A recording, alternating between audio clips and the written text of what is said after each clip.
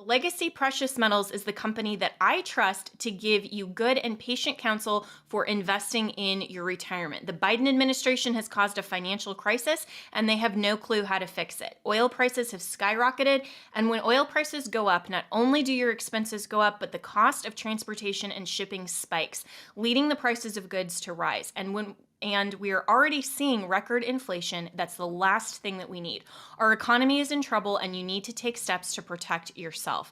If all your money is tied up in stocks, bonds, and traditional markets, you may be vulnerable. So gold is one of the very best ways to protect your retirement. No matter what happens, you own your own gold. It's real, it's physical, and it's always been valuable since the dawn of time.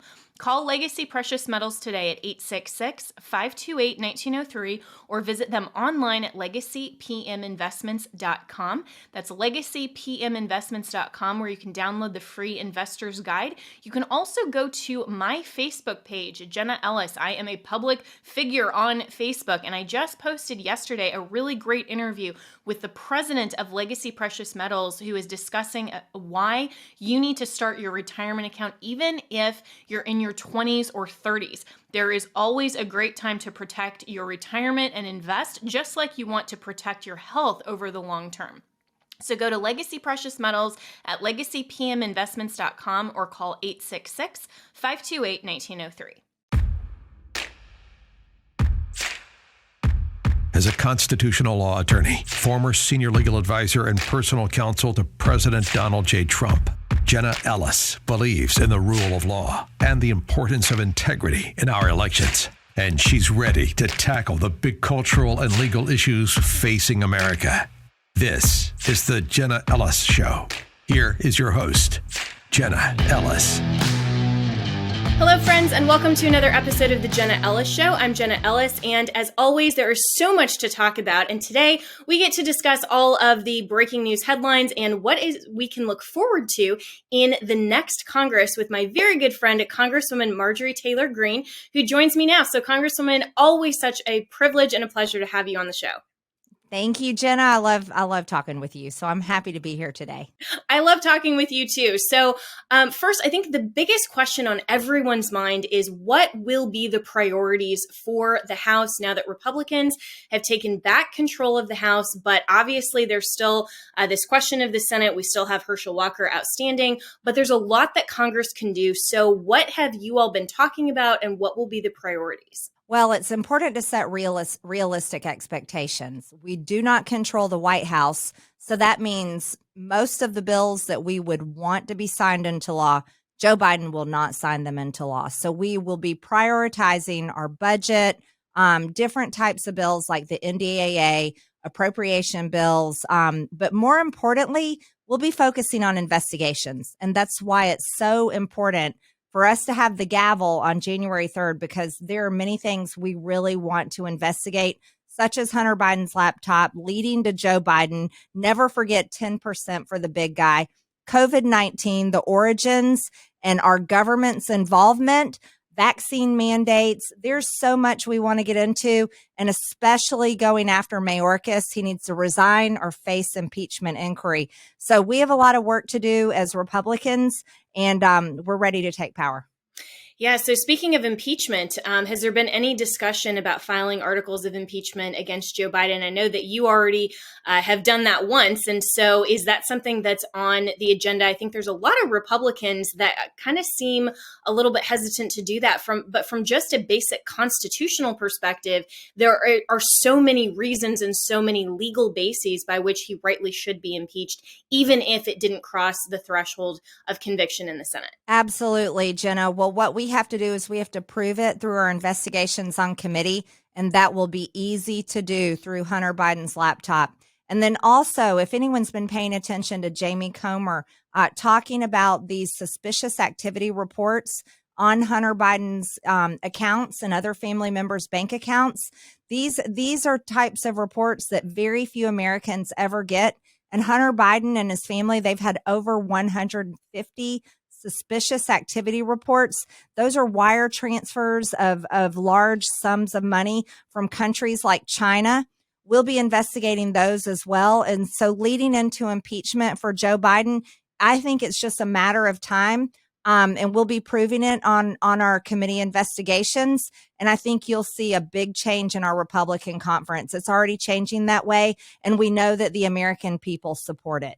The American people do support that. And I think we all really want answers. I mean, even some of the Democrats that aren't the far extreme leftists are looking at the COVID situation and realizing that they were lied to, and they do want answers for that.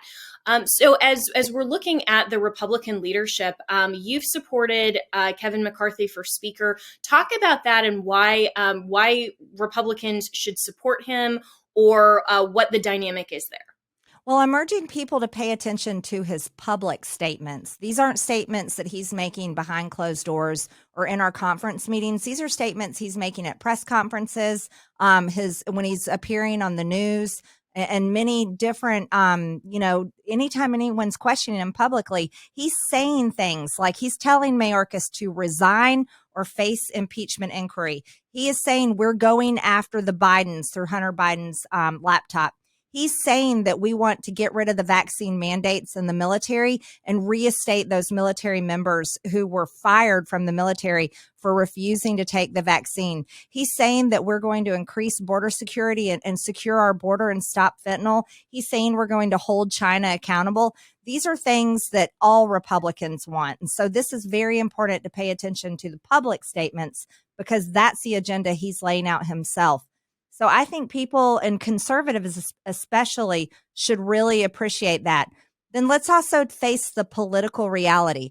There's no one else running for speaker. Andy Biggs threw his name in. He's a great friend of mine, but he was only able to get just about 30-something votes in our conference, basically our primary in our conference meetings. But so going into January 3rd, Kevin McCarthy has the large majority support of our conference. And since that date, it's even much higher than it was that day when we voted.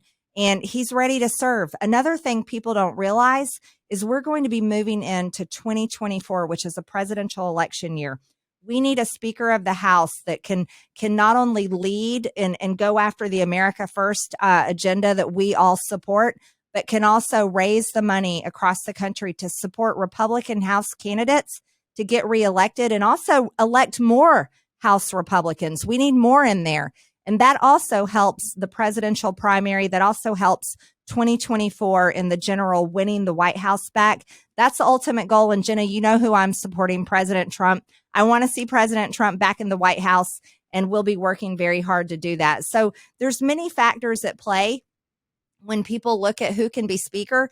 And the reality of our conference is that you can't really elect a strong conservative. That's not the makeup of our conference. And the makeup of our conference will not elect a strong conservative. And no one else is running for speaker, really, but Kevin McCarthy. And that's why basically almost every single Republican in our conference is ready to vote for him on January 3rd.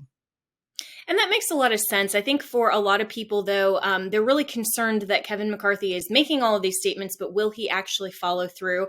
And they've also seen how he did a lot of fundraising and took some money from FTX in terms of the Congressional Minority Fund, and didn't really spend that in appropriate places to promote and also support America First candidates. So does any of that concern you? Are you talking to him? I think a lot of people trust you. And so, and they know that you are the strong conservative, but they also recognize that in Congress, you're a team player. And so there are certain give and take and compromises, in a sense, that you have to make to get to the majority. And that also makes sense.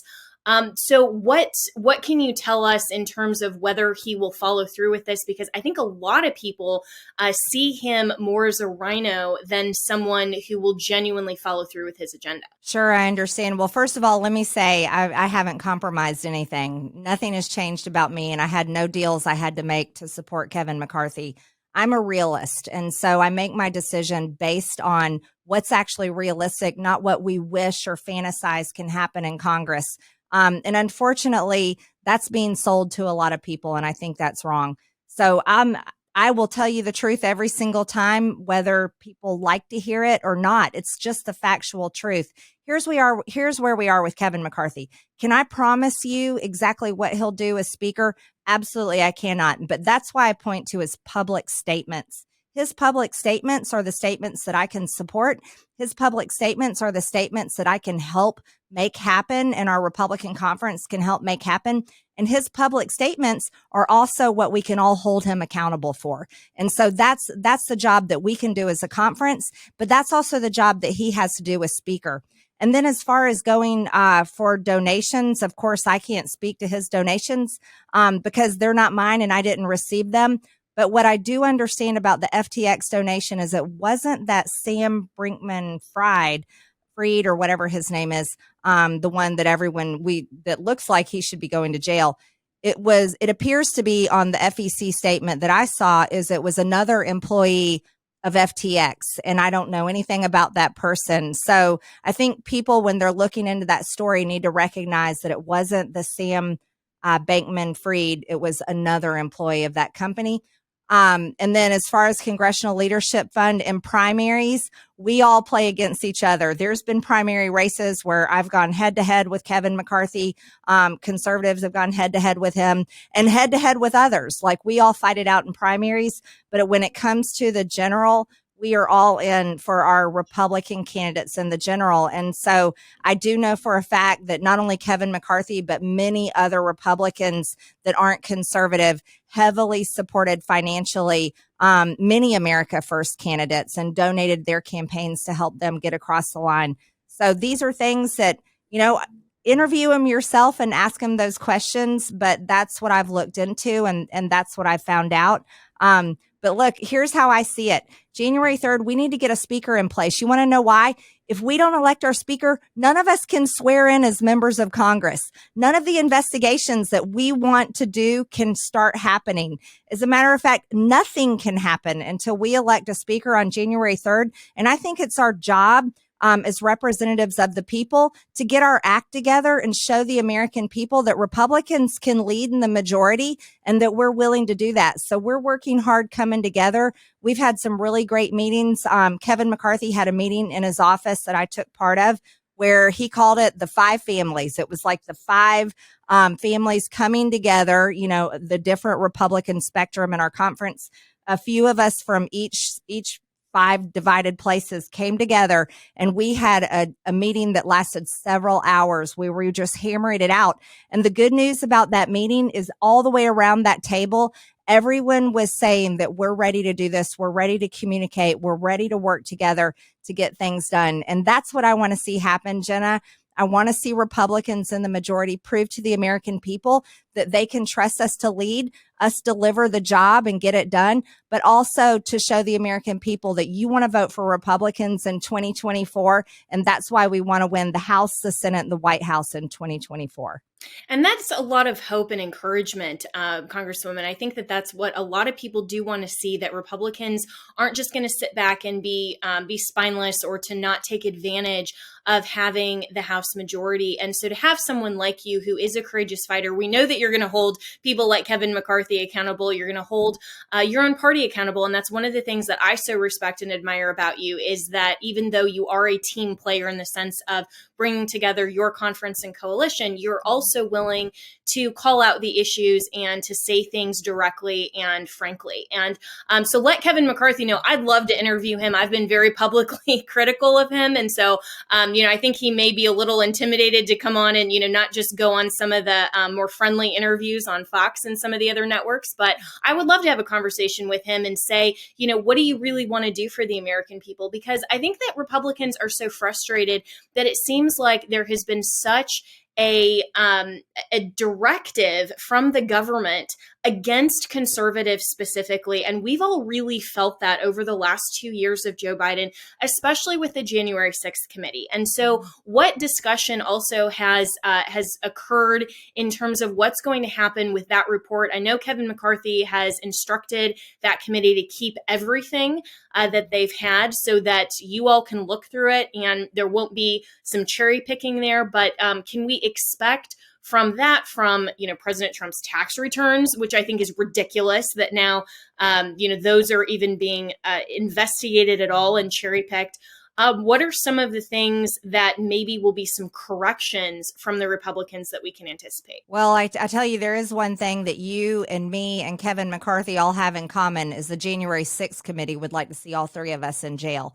And that's very serious. They've been coming after conservatives. They've been going after President Trump. The entire Democrat Party has going after President Trump, going after his family, going after his administration, his staff, and those that support him, and great people like you, people like me who objected on January 6th. Kevin McCarthy objected on January 6th as well. And he was one of the first members of Congress to receive a letter from them saying that they wanted him to testify, which he refused to do. And so that's a place where I think conservatives need to realize, Kevin McCarthy isn't against him. He wasn't one of the members of Congress that did not object. He supported President Trump and objected to Joe Biden's electoral college votes in several states. And that I'm thankful for. And I really do appreciate that. What he's done is he's asked for preservation of records from that committee. And because they need to be held accountable for the way they have abused the powers of Congress and abused the powers of committee and the powers of subpoena. That's extremely serious.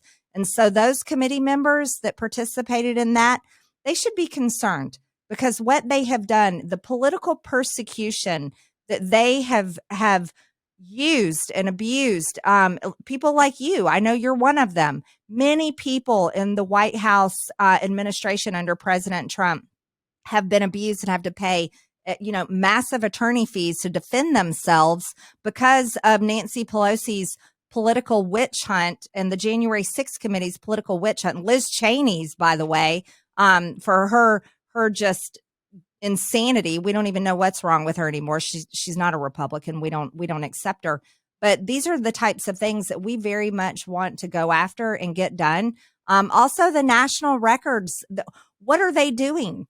What was their play and their role with the documents that the FBI raided and took out of Mar-a-Lago? The Department of Justice, we have to hold them accountable. Merrick Garland, the way he has abused his power and turned the Department of Justice into basically a Democrat political operative wing paid for by the American taxpayers, that we cannot tolerate that. I think Merrick Garland should be impeached, and I think we have to make sure that we go after him and remove him from that position. But also something coming up that's extremely important for everyone to pay attention to is this Jack Smith, the special counsel that Merrick Garland has set up. That right there is going to be completely defunded. And Kevin McCarthy is committed to that. He's told me that. Others have told me that. There are many people in our Republican conference that are ready to take that down because we know exactly what it is. It's nothing but a repeat of Robert Mueller's special counsel and investigation into the so-called Russia collusion, which was nothing but a lie and a hoax. And it was Hillary Clinton and Obama for America and the DCCC, the DNCs. That was their paid for lying political research on President Trump, and it all was proven to be a lie. But these are the things that we have to get in place and keep working. And these are the things that I'm glad to hear Kevin McCarthy is on board to stop, because he wants to see, and I want to see, all of us want to see Congress returned to the rightful place to do its job. For the American people, and to stop producing drama and fodder basically for the media to turn into headlines that just get used into Democrat political attack ads on Republicans every time they run for office. And so we are committed to that, and I'm very excited. I think it's important to be hopeful. I think it's important to work hard, and I think it's important not only to hold myself accountable, but to hold others accountable in our conference, because I want to see all of us be successful and do a good job for the American people. So that's all I can tell you. That's my outlook going into this, and I'm excited to get started in January. Yeah, and that all sounds really exciting and really great because I think you're absolutely right that the American people are really sick of the battles and the partisanship in Washington that seems so myopically focused on just getting Trump, that they're spending so much time and the taxpayers' money. And really, that's not the purpose of Congress. That should not be the purpose of the DOJ, just to focus on a subject looking for a crime. And we know from the whole Mueller investigation for 2 years, one of the main purposes of that was to simply drain President Trump's war chest from running again in 2020, and to try to drain his support and have so many people be hesitant to support him. And we're seeing that that's the same thing again going into 2024 now that he's actually announced. And so for Congress to actually get back to its job, what would you say to some of the detractors that will obviously just say, well, if you defund the special counsel, or you go and investigate Hunter Biden's laptop, or you do any of these things that you're talking about, well, that's just playing partisan politics back, and they're going to come after you to say, well, Congress really doesn't have that authority. Because guess what? It's fine when the Democrats do it, but when the Republicans do it now, suddenly it breaks all the rules. Right. Well, we have the power of the purse strings, and we get to choose what we fund and what we don't fund. And I think Republicans in Congress learned a powerful lesson on what they saw unfold with the Robert Mueller investigation. And I think there'll be a big change coming in our conference. And here's something also really interesting. Maybe most people don't know this, but you probably do. The majority of our majority, that's kind of an interesting way to phrase it.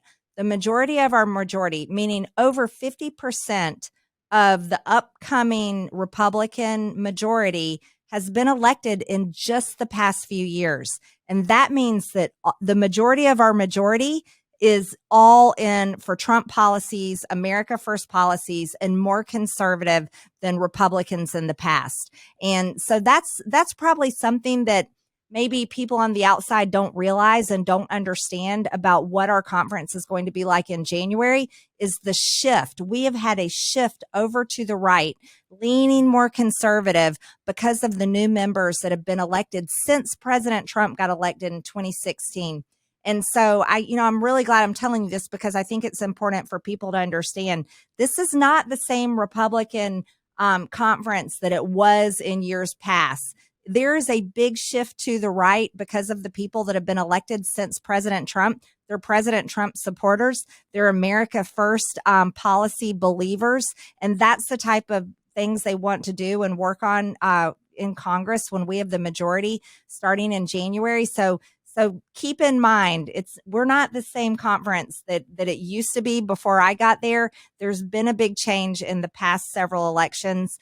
And that's knowing that because I have those conversations with people here when I'm in the Capitol or sitting on the House floor.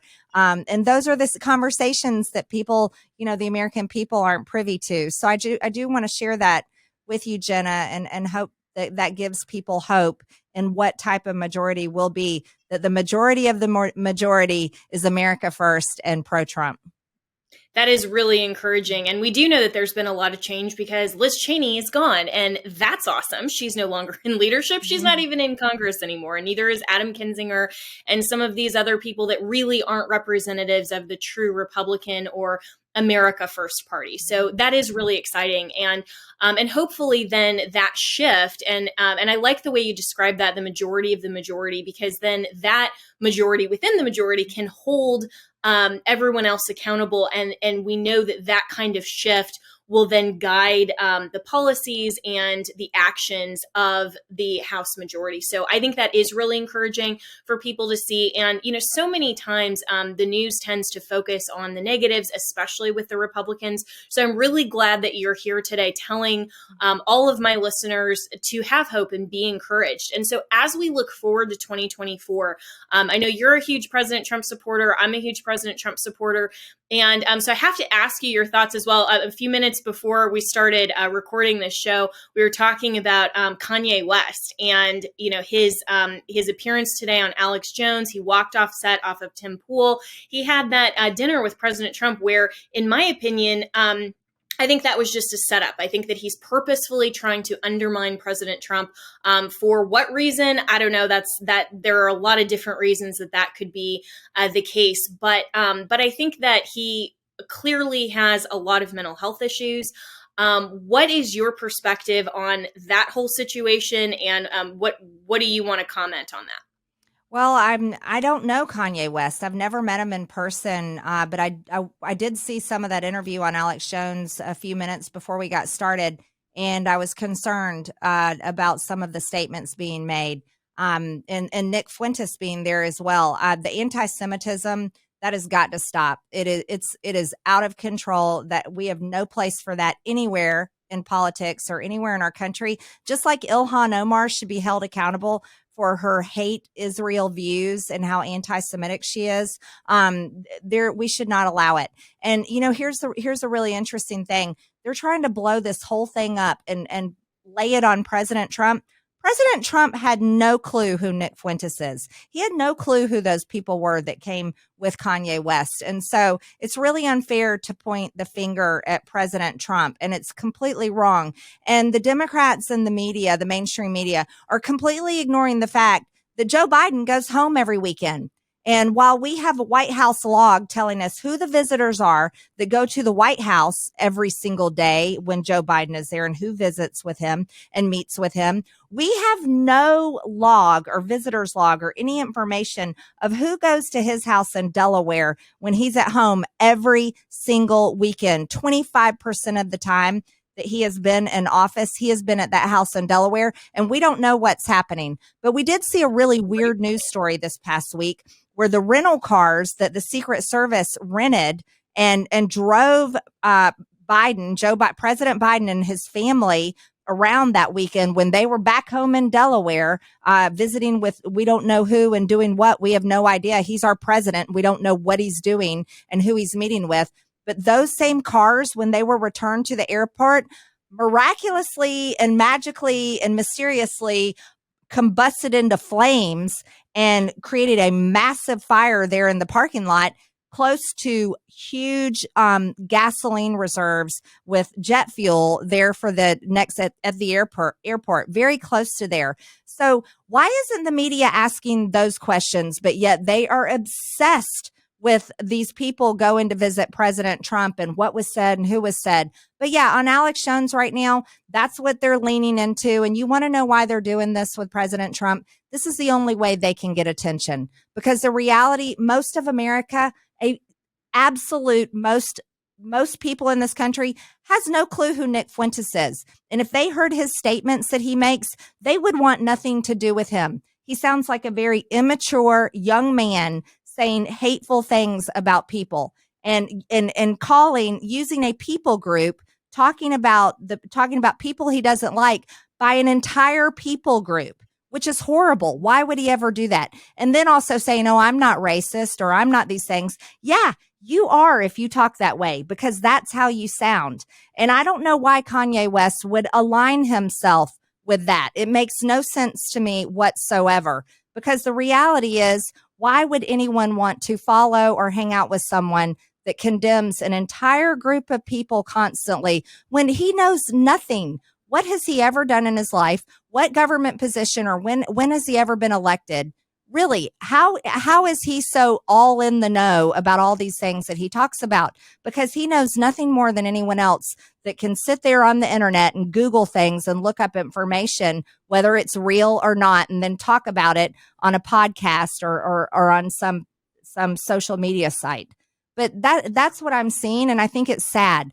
I think people are fed up with this stuff. I know I'm fed up with it. We need serious people that want to solve problems and fix all the problems that we have in this country. We need serious people that want to step up and get the job done instead of sling hate and mud at President Trump nonstop, because the truth is they could never accomplish anything President Trump has done in just one day of his life. All of those people attacking President Trump, hating on President Trump, and saying Trump should have done this, Trump should have done that. You know what? They couldn't survive a day in President Trump's shoes. That is the truth. So they need to go sit down and shut up and try to figure out how to get a real job and get something done and be a productive member of society instead of a nonstop hating member of society. That's not helping us move forward. And that's what I saw on the Alex Jones show. And I tell you what, I'm an Alex Jones fan. Absolutely love his show and appreciate Alex, but all of it's being laid out there. So the more Kanye West and Nick Fuentes and all these people continue to open their mouth and talk, they are digging their own hole. And President Trump has nothing to do with them, doesn't align himself with them, had no clue who that group was. He knew Kanye West, but it was absurd what happened there. And so I'm flat out telling you the truth, what I think about it, Jenna, because I'm really disgusted with the whole thing. Yeah, it's so well said. And I completely agree with you. And I think you're absolutely right to call out anti-Semitism, but to call it out on all sides or anywhere that it's found. And the thing that I find so hypocritical is that there are so many people who are so seemingly disgusted with President Trump going to a dinner that he had absolutely no idea who else was going to be involved. And yet you have people like Ilhan Omar that are very clearly anti-Semitic, that the left doesn't call them out. And then you also have people on the left that categorically are anti-Christian as well. And they will call out an entire group of whether it's Christians or whether it's white people. I mean, that is racist. Yep. And that has no place in America as well. And I find it to be very concerning that the left has picked and they're picking and choosing what is acceptable in terms of what categories of people can be as a wide swath and categorically condemned or spoken ill of. And somehow it's more acceptable to the left to be anti-Christian or anti-white than to be anti-Semitic or anti-Black, where all of us would say all of those things are wrong. You don't want to be anti anything categorically, and we should all condemn that behavior or those words and actions wherever it's found. And that shouldn't be a partisan issue, but yet you find that the left they're the only ones who are picking and choosing what categories of people they want to condemn based on their political preferences and based on their partisan interests. And I find that really disgusting as well. Yeah, they're the Democrats and the left are the party of hypocrites because they never call out Joe Biden for the things that he does, and he's committed real crimes. The man can't even talk straight. We don't know where he goes 25% of the time as president of the United States. They're not obsessed with that. Where's Joe Biden's tax returns? If they want President Trump's tax returns, well, we want Joe Biden's tax returns. Shouldn't we want those equally and sit there and pick them apart? Because I guarantee you right now, we definitely have more than we need in Hunter Biden's laptop. And here's some good advice for everyone. If you are addicted to drugs and sleeping with a bunch of prostitutes and videoing yourself, and you're doing business with the wrong people and you're making illegal transactions and your daddy happens to be in a position of power, don't leave your laptop at the repair shop because it's going to lead to problems. And that's exactly where Hunter Biden's laptop is going to lead. It's going to lead to impeaching Joe Biden as president of the United States. That should be our focus. We don't need criminals in power, just in the same way we don't need hypocrites controlling the narrative, talking about who you're allowed to hate, who you're not allowed to hate. I don't hate anybody, but I'll tell you there's things that I think are wrong. Genital mutilation of children is absolutely wrong, and it's child abuse. And I want to make it a federal law to make it where you cannot cut off a child's breast or do a hysterectomy and take out their ovaries and their uterus where they can never have children before they're even 18. Or how about these other horrible things that they do and puberty blockers to these kids, because that is child abuse. And how about these Hollywood elites and these companies that have blatant, sexual material and like that company that has, I can't even say the name. What is it called? Bagliancia or something like that. Yes, but they're not the only one. There's plenty of companies like them. We need to start calling that out and say we will not tolerate it. The Republican Party is the party that wants to protect children, and that's where we need to all come together. Enough of this. The left has come after our kids while they're hypocritically calling us hateful names and accusing us of all this stuff. Enough. That's what I'm saying. Enough of the drama. We need to stop the drama, and we need to, tell the haters, pipe down and be quiet and help. Why don't you help out instead of just throw mud? Because there's real problems in our country and we're a sinking ship and we're all on the ship together. So fighting amongst ourselves and creating more drama and telling lies about people is not helping. But we need to get together and focus on the same mission. And that should be America first, because we're all on that ship and we're like the Titanic sinking very quickly. And so, I just don't have time for all this garbage that we saw. I can't even believe it. I'm like, why is this happening? And why are people paying attention to it when there's real problems happening every single day, and they ignore the ones that are holding the power? And that's the one sitting right there in the White House, where I don't think he belongs. No, I don't think he belongs there either. And it's so well said that we don't hate anyone, but we will call out actions that are wrong. And that used to be the basis of our entire legal system, of the entire system of government, to be able to say, as a civil society, there are certain actions that are permissible and there are certain actions that are prohibited. And it doesn't matter who you are. It doesn't matter your background, your gender, your race, your age, whatever. It matters the actions and the type of conduct that you commit, whether or not that is right or wrong, and society can designate it so because we have a higher moral standard, and we all have the same understanding of that moral standard, that our rights come from God, our creator, not our government. And so protecting and preserving our rights means that all of law is inherently moral. And that used to be the basis and the commonality of what we understood as the American mandate and the mandate of our Constitution and our civil society. And so while the left would like to call us hateful and bigots and all of these other names, well, no, we don't hate anyone, and we certainly don't hate any categories of people, but we will call out actions and conduct that is wrong, that is morally impermissible, and that is downright evil, like grooming, like what you were talking about with the child genitalia reassignment surgeries and gender affirming, etc., which is such a ridiculous moniker for that, and it's the wrong name. It's actually child abuse. Yep. And then also with this whole Respect for Marriage Act. This is something that I think, obviously they're going to push through the House before the new majority changes over. I was very disappointed to see that 12 Republican senators signed on to this so that it got past the 60 vote threshold in the filibuster.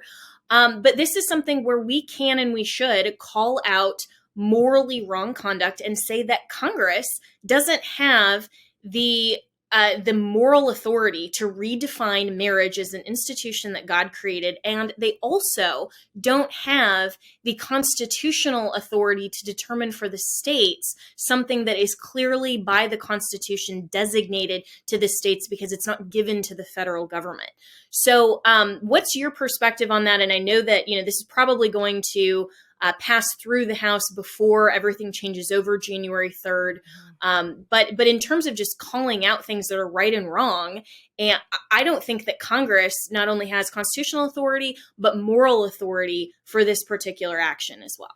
Well, Jenna, I think we need to recognize what it really is it's another Democrat trick to use in campaign ads. That's all this is, because they know for a fact that gay marriage is not anywhere under attack in this country, and no one's trying to take it away from them. The whole purpose of that bill is an attack on Christians, and it's an attack on religious freedom. That's exactly what that bill is about. And it will be used against Republicans in campaign ads of, oh, they voted against gay marriage. And, it's a fear thing. So they're going to try to use the gay community to turn them against the Republican Party, because guess what? A lot of the LGBT, I'll go with the LGB. I don't know about the T's and the Q's, but many of them vote Republican. And the Democrats want to peel off as many voters as they can. And that's what this is really about. It's nothing but a trick. And Nancy Pelosi and the Democrats are really good at it, because they did the same thing to us. And that's what they did with Roe versus Wade. The Supreme Court overturned Roe versus Wade, and they launched a major campaign saying that the Republicans are ending abortion in America. Well, yes, we're pro-life, and we believe in motherhood, and we believe in protecting the sanctity of life and protecting the lives of the unborn. But they used it in campaign ads as fear mongering to women who are pro-abortion, and got them to turn out and vote. It actually hurt us in the 2022 midterm elections. But that's what these bills and these votes are really about. It's about, number one, hurting religious freedoms and attacking Christianity. Number two, setting up campaign attacks in the next election, because this is how the Democrats work. They're always thinking ahead into the next election, and they're looking at ways to hurt Republicans. The reality is, guess what? Sadly, Abortion is legal in every single state in the United States, even though now it's been given to the states to make up their mind on their own abortion laws. Women still have access to abortion, whether conservatives agree with it or not. And then the reality is, there's not a big campaign. I haven't seen any bills. I haven't seen anything to end gay marriage in this country. That, like you said, that should be given to the states to decide. But they're taking over this concept so they can use it and build fear in an identity, a group of people, because that's what they love. They love identity politics. They love harnessing an issue, creating fear in this identity, and then using it in a way in political ads to pull voters in for them. And that's what people should be really looking at here and seeing it for exactly what it is. And then Republicans, we need to get smarter and we need to use the same thing, because our policies work for every single American. Our policies are the policies that will make our country a great country again. And it's not a scary thing to say, make America great again. That is probably one of the best things we should say. We should be saying, make America great again, because we all want a great country to live in. Those aren't scary words. Those aren't bad words. Those are wonderful words. But the Republican Party, we need to get smart too. We need to put them on the line. You know, I have a bill right now, a House resolution that I introduced before Thanksgiving that basically calls for a full audit on every single penny that has gone to Ukraine. It demands an audit. And so what we should do as Republicans is we should force bills like that to the floor and go say, okay, Democrats, go ahead and vote no to and tell the American people they have no right to see where their money is going to Ukraine, because that matters to Americans, whether they're Democrat or Republican. They want to know where their money's going, especially when it's defending another country's border, when our border is wide open. So I think Republicans, we should, take a little play out of Nancy Pelosi's playbook and we should play ball. And that's what I hope that we start doing starting in January. I hope so too, and that actually leads me into the last category of questions that I want to ask you before we run out of time here, Marjorie Taylor Greene, is that a lot of these things that Republicans want to do, and even if we play ball like they do and say, okay, if you don't vote for an audit of the Ukraine money, we're going to use that in ads and so forth. But the media will not cover it in the same way that they cover the Democrats' narrative. And so with the rise of alternative platforms and with conservative or actual just real journalism, that's not biased one way or the other, just actually tells it how it is, for the purpose of making America great again, which shouldn't just be one party's political slogan. That should be in the hearts of every American who recognizes at the end of the day, we are all Americans first.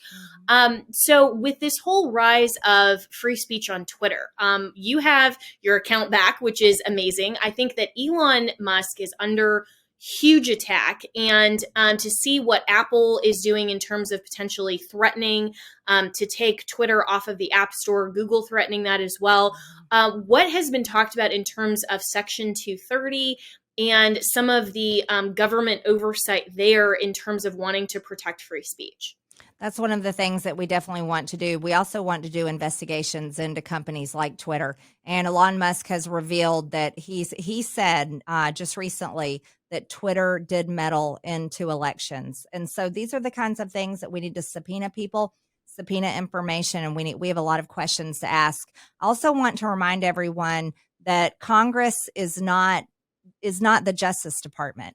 We have the power to do investigations. We have subpoena power on certain committees like oversight and judiciary, and we can pull people in and question them and subpoena information, but it's the Department of Justice that prosecutes. And so, people need to understand that. I want accountability on every single level, but I do want to remind everyone that it requires a Department of Justice that will put aside its political bias, which is hard left and hate Trump and everybody aligned with Trump and hate Republicans. But we need a Department of Justice that will prosecute crime. But as far as, going after these people, it has to be done. And, this is something that we're just going to have to make happen. Mm-hmm. And so for the next 2 years that we have a Joe Biden Department of Justice, unless he is impeached and ultimately removed, which should happen under the Constitution. Unfortunately, we do have a politically biased Department of Justice that is just the Department of hating Trump. It's not really the Department of Justice right now That's in right. in that legal sense. But there is a lot of great work that you can do. So, Marjorie Taylor Greene, really appreciate it. And in the last just few minutes that I have with you here, is there anything else that you would like to tell the American people that we can anticipate in a hopeful sense for the new House majority starting in January? I can't think of anything. I'll tell you something kind of interesting. My observation here this week, being at work in and around the Capitol, just chatting with everybody that just works, staff that works in the Capitol. It's definitely starting to feel like Christmas around here, and I've been comparing it to like the land of Narnia, where the Ice Queen is losing her reign of power, and the ice is melting, the snow is melting. Even though the temperatures are cold here in Washington, people are a lot happier and looking forward to Republican control in the House of Representatives starting in January. That's great. And I love your Narnia reference because I actually just watched that with my family over Thanksgiving. The Lion, the Witch, and the Wardrobe. C.S. Lewis is one of my favorite authors. I love that movie. So that was such a timely reference. But thank you so much, Marjorie Taylor Greene, for all of the work that you do. I know that you are one that comes under a lot of attack, has so many haters out there, but you just don't care because you are standing for the truth. You're standing for what's right. And you are truly working hard for the American people. So I want you to know that we love you and appreciate you for that. And thank you. And please keep up the good work. And we're all here to support you and really appreciate your insights and letting us know what's going on in the halls of Congress, because I think that's really important for the American people. And we all have hope listening to you and knowing that advocates and champions like you are in Congress. So thank you so much. Really appreciate Thank it. you. Thank you, Jenna, and Merry Christmas if I don't see you beforehand. Merry Christmas. Thanks. See you soon. Okay, bye-bye.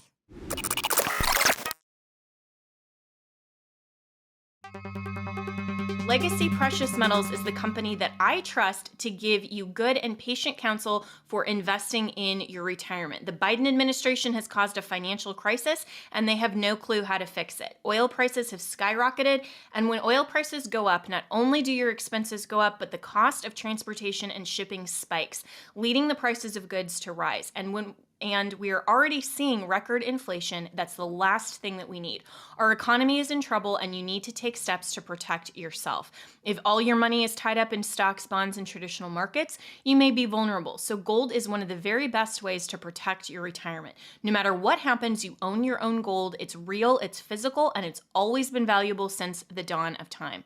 Call Legacy Precious Metals today at 866-528-1903 or visit them online at legacypminvestments.com. That's legacypminvestments.com, where you can download the free investor's guide. You can also go to my Facebook page, Jenna Ellis. I am a public figure on Facebook, and I just posted yesterday a really great interview with the president of Legacy Precious Metals, who is discussing why you need to start your retirement account even if you're in your 20s or 30s. There is always a great time to protect your retirement and invest, just like you want to protect your health over the long term.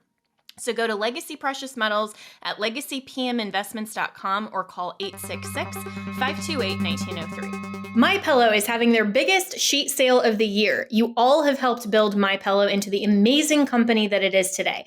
Now, Mike Lindell, the inventor and CEO, wants to give back exclusively to you, his listeners. The Percale bed sheet set is available in a variety of colors and sizes, and they are all on sale. So, for example, the queen size is regularly priced at $89.98, but is now only $39.98 with our listener promo code Jenna, Jenna.